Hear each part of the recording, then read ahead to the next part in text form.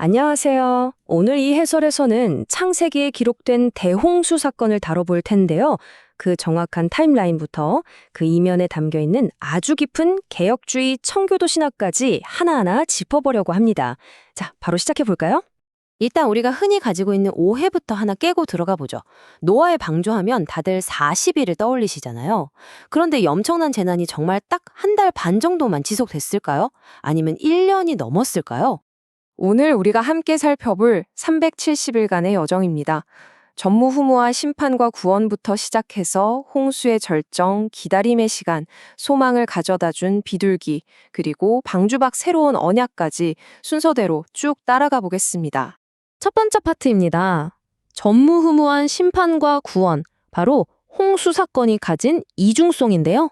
개혁주의 청교도 관점에서 보면 이 홍수가 그냥 흔한 자연재해가 아니었다는 게 정말 중요해요. 한쪽에서는 인간의 죄에 대한 무서운 심판, 즉 하나님의 공의가 거세게 집행되고 있지만요.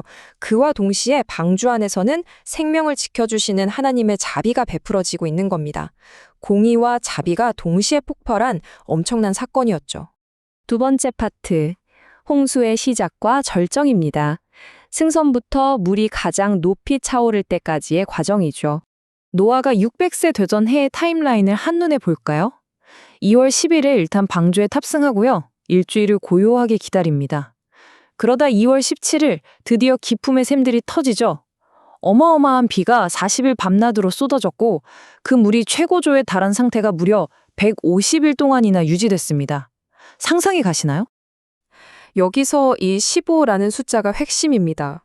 당시 지구상에서 가장 높은 산봉우리들보다 물이 15규빗, 그러니까 무려 7m나 더 솟아올랐다는 뜻이거든요.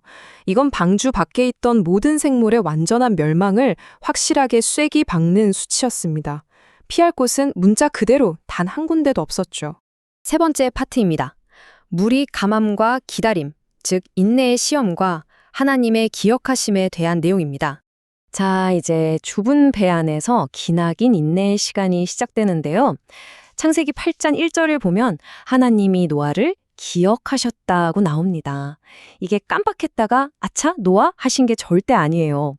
심판이 최고조에 달한 바로 그 순간에 이제 물을 줄어들게 하시는 자비로운 언약적 행동을 시작하셨다는 아주 깊은 신학적 의미죠. 그 전환점이 정확히 7월 17일 방주가 아라랏산에 안착한 바로 그날이었습니다. 그런데 아라랏산에 머물고 나서도 끝없는 기다림은 계속됐습니다. 물이 계속 빠져나가서 마침내 저기 산봉우리가 보인다 했던 때가 언제냐면 10월 1일이었어요. 이 혹독한 시련 속에서 얼마나 뼈를 깎는 인내가 필요했을지 짐작이 되시죠? 네 번째 파트, 소망을 가져다준 비둘기. 노아의 아주 신중한 확인 과정을 살펴볼 차례입니다. 여기서 노아가 어떻게 상황을 파악하는지 한번 보세요. 그냥 이제 나가도 되겠지 하는 자기 감에 의존하지 않았습니다. 10월 1일에서 40일이 지난 후 까마귀를 먼저 보내고 그 다음엔 비둘기를 몇 주에 걸쳐서 아주 체계적으로 날려보냅니다. 땅이 진짜로 말라가고 있는지 아주 점진적이고 꼼꼼하게 검증을 거친 거죠. 그리고 마침내 두 번째 비둘기가 부리에 물고 온 게 바로 이 새 감람나무 잎사귀였습니다. 와, 이걸 딱 봤을 때 어땠을까요?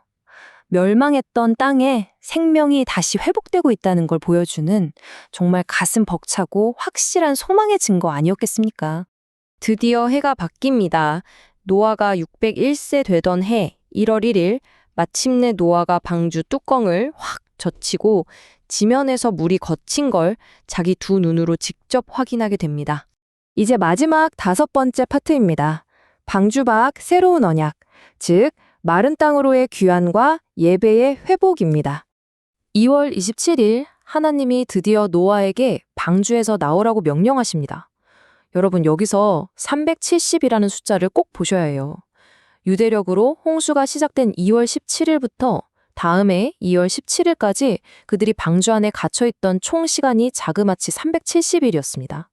꼬박 1년이 훌쩍 넘는 긴 시간이었어요. 그런데 여기서 정말 소름 돋는 사실이 하나 있습니다. 1년 넘게 그 좁은 배 안에 있다가 밖으로 나왔을 때 노아의 첫 번째 행동이 뭐였을까요? 내 가족이 살 집을 먼저 지었을까요? 아니었습니다. 바로 재단을 쌓고 번제를 드린 거였죠. 청교도 신학자들은 이 지점을 엄청나게 강조합니다. 구원받은 자가 가장 먼저 해야 할 일, 바로 예배의 회복이라는 사실을 완벽하게 보여주는 장면이라는 거죠. 그리고 이 새로운 시작의 시대는 너무나도 유명한 무지개 언약으로 확증이 됩니다. 다시는 전 지구적인 홍수로 세상을 심판하지 않겠다는 하나님의 영원하고도 절대적인 약속의 도장이었죠. 자, 이 거대한 여정을 쫙 한번 요약해 볼까요? 2월 17일에 전무후무한 심판이 갑자기 시작됐고 오랜 기다림 끝에 아라랏 산에 안착하고 산봉우리가 보이고 마침내 이듬해 2월 27일에 완전히 마른 땅을 밟았습니다. 이 모든 과정은 하나님의 철저한 보호하심과 보이지 않아도 끝까지 때를 기다린 성도의 충실한 인내가 만들어낸 놀라운 여정이었습니다.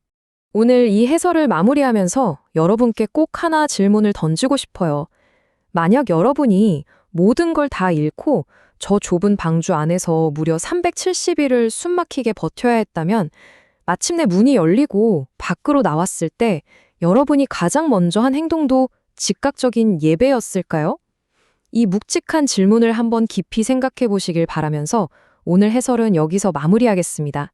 함께 해주셔서 감사합니다.